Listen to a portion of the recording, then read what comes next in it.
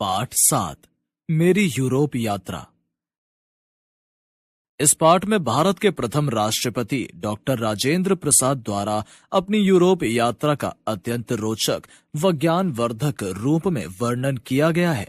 इस यात्रा वृत्तांत में यूरोप की मुख्य विशेषताओं, स्वेज नहर, पिरामिडों और स्फिंक्स आदि का वर्णन है। इस यात्रा वृत्तांत से एक देश के लोगों को दूसरे देश के लोगों तथा उनके रीति रिवाजों और संस्कृति के बारे में जानकारी मिलती है। आइए पाठ पढ़कर विशेष जानकारी लेते हैं। ये मेरी पहली विदेश यात्रा थी। मैं यहाँ भी उन लोगों के संसर्ग में न पड़ा जो विदेशी ढंग से रहते और खाते पीते हैं। जाने से पहले एक दिन सच्चिदानंद सिंह ने मुझे अपने यहाँ अंग्रेजी ढंग से मेज पर खिलाया था। मैंने कांटा, चम्मच आदि का इस्तेमाल देख लिया था। इत्तेफाक से जहाज पर मेरे कमरे में एक पारसी सज्जन थे। वे विदेश सैर करने के लिए जा रहे थे। उनसे तो जान पहचान हो गई, पर दूसरे कोई मुलाकाती उस जहाज में नहीं थे। मेरी आदत भी कुछ ऐसी है कि मैं किसी से स्वतः मुलाकात या जान पहचान करने में बहुत सकुचाता हूँ। इसीलिए जहाज पर किसी भी देशी या विदेशी यात्री से 1-2 दिन तक मुलाकात या बातचीत नहीं हुई। पर इतना मैं देखता था कि मेरी हिंदुस्तानी पोशाक की ओर बहुत तेरी आंखें जाती थी। मैं डेक पर अपनी कुर्सी रखकर कुछ पुस्तकें पढ़ता अथवा टहलता रहता। समुद्र बहुत शांत था। रास्ते में मुझे ऐसा मालूम हुआ कि जब तक जहाज स्वेज नहर से गुजरता है तब तक थॉमस कुक कंपनी की ओर से प्रबंध रहता है कि यदि कोई मुसाफिर चाहे तो मोटर द्वारा जाकर कैरो नगर और उससे थोड़ी दूरी पर स्थित स्फिंक्स को देखकर आ सकता है। मैंने ये देख लेना अच्छा समझा। मेरे ही जैसे कुछ और मुसाफिर भी थे जिन्होंने थॉमस कुक के साथ वहां जाने का प्रबंध कर लिया। हम लोग बहुत सवेरे ही करीब 5 बजे जहाज से उतरकर मोटर पर कैरो चले गए। कैरो में पहुंचने पर मुंह हाथ धोने और हल्का नाश्ता कर लेने के लिए एक होटल में हम लोग ले जाए गए। इसके बाद कैरो का अजायब घर देखने गए। वहीं पिरामिडों की खुदाई से निकली हुई चीजें सुरक्षित रखी गई हैं। ये बड़ा सुंदर संग्रह है। प्राचीन मिस्र के कितने बड़े नामी और प्रतापी बादशाहों के शव जो पिरामिडों से निकले हैं यहाँ सुरक्षित हैं। अब देखने में वे काले पड़ गए हैं, पर उनका चेहरा और हाथ पैर तो ज्यों के त्यों हैं। वे जिस महीन कपड़े में लपेटकर गाड़े गए थे वो कपड़ा भी अभी तक वैसे ही लिपटा हुआ है। यह कपड़ा बहुत ही बारीक हुआ करता था। सुना जाता है कि यह भारतवर्ष से ही जाया करता था। उन दिनों वहां के निवासियों का विश्वास था कि आराम के सभी सामान यदि शव के साथ गाड़ दिए जाएं तो परलोक में भी उनसे वो आराम पा सकता है। इसी विश्वास के अनुसार पिरामिडों के अंदर शव के साथ सभी आवश्यक वस्तुएं गाड़ दी जाती थीं।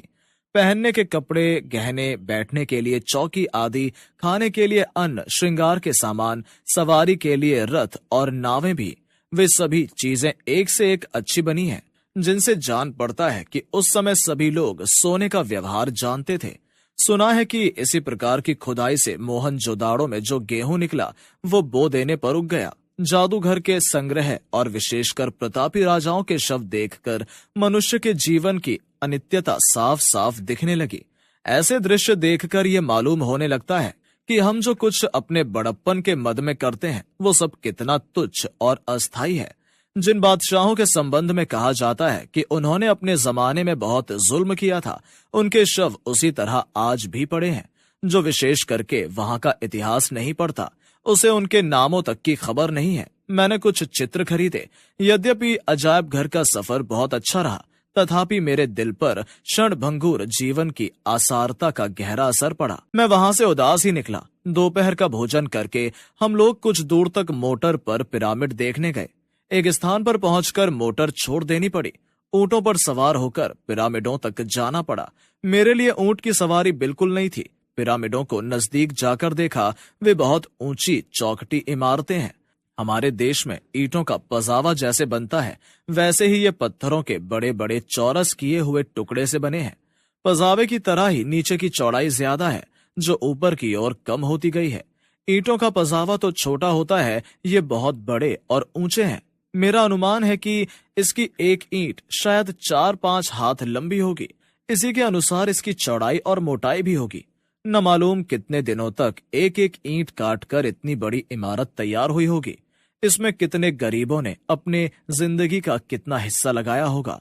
ये सब एक राजा के नाम को उसके मरने के बाद भी कायम रखने के लिए किया गया था। नाम तो अब केवल पुस्तकों में ही रह गया है। वे इमारतें जिनसे मनुष्य कोई लाभ नहीं उठा सकता, अपनी जगह पर आज भी वर्षों के बाद ज्यों की त्यों खड़ी हैं। उनमें से अनेक की अंदर से खुदाई हुई है। उन्हीं से निकले हुए सामान का संग्रह कैरों के अजायब घर में है। मुझे स्मरण है, हाल ही में हम लोगों ने अखबारों में पढ़ा था कि इन्हें खोदने का जिस किसी ने प्रयत्न किया वो मर गया, पर वहां की खुदाई में बहुत सामान निकला। स्फिंक्स एक अजीब चीज है, मुंह मनुष्य का और शरीर जानवर का। एक बहुत बड़ी मूर्ति इस रेगिस्तान में इस शक्ल की बनी पड़ी है। सुनते हैं कि प्राचीन काल में इससे प्रश्न किए जाते थे और यह भविष्य की बातें बता देती थी, पर वो जो कुछ भी कहती थी उसे समझना बहुत कठिन था। अब बातें तो नहीं है, पर यह मूर्ति यूं ही खड़ी उस प्राचीन समय का स्मरण कराती है। ये सब देखकर हम लोग संध्या तक वापस आकर रेल पर सवार हुए। पोर्ट सईद में रात के करीब 11 बजे पहुंचे। वहां जहाज पहुंच गया था। हम सब अपने अपने कमरे में जाकर सो गए। भूमध्य सागर में पहुंचने पर कुछ सर्दी लगी। लाल सागर तो बहुत गर्म था, अरब सागर से भी अधिक। भूमध्य सागर में पूर्वी हवा भी जोर से चलती थी, इसलिए जहाज कुछ हिलता था। रास्ते में जो देखने को मिला मैं सब कुछ देखता गया। इटली के नजदीक सिसिली टापू के पास होकर ही जहाज गुजरा। वहां का शहर कुछ दूर दिखाई दिया। पहाड़ तो साफ नजर आता था। कई दिनों बाद हम लोग फ्रांस पहुंचे। रास्ते में कोई विशेष बात नहीं हुई। कभी कभी कोई टापू नजर आ जाता था तो सब लोग उसे देखने लगते थे। समुद्र यात्रा में चारों ओर पानी ही पानी दिखता था। दिन रात पानी देखते देखते 1-2 दिन के बाद ही जी उब जाता है। अगर कहीं कोई दूसरा गुजरता हुआ जहाज नजर आ गया या जमीन देखने में आ गई तो बहुत आनंद आता था। सभी मुसाफिर उसे इस तरह देखने लगते मानो उन्होंने कभी जमीन देखी ही नहीं। हम लोग मार्सेल्स में सवेरे उतरे। वहां एक होटल में ठहर गए। वहां भी कुक कंपनी की कृपा से शहर के देखने योग्य सभी स्थानों को देख लिया। दिन भर घूम घाम कर रात की गाड़ी से पेरिस के लिए रवाना हो गया, परंतु मैं पेरिस गाड़ी बदल कर पहुंचा। यहाँ फिर जहाज पर चढ़कर संध्या होते होते डोवर में उतर गया। डोवर से रेल पर चलकर रात के 9 बजे लंदन पहुंच गया। यहाँ मैं मार्च के तीसरे सप्ताह में पहुंचा था, पर अभी तक काफी सर्दी थी। गोवर्धन के मेरे साथ आ जाने से खाना भी हिंदुस्तानी मिलने लगा।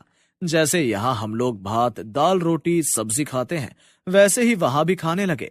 मैं तो मुकदमे की पैरवी के लिए गया था। जिस रात में पहुंचा लोगों से बातचीत करके सो गया। पहुंचते ही मालूम हो गया कि सवेरे उठकर बैरिस्टर के यहाँ जाना होगा, क्योंकि उसने आपस में बातचीत करने के लिए समय दिया है। इसलिए लंदन पहुंचने के 12 घंटों के अंदर ही मैं काम में जुट गया और जब तक मुकदमा खत्म ना हुआ दिन रात उसी के काम में लगा रहा।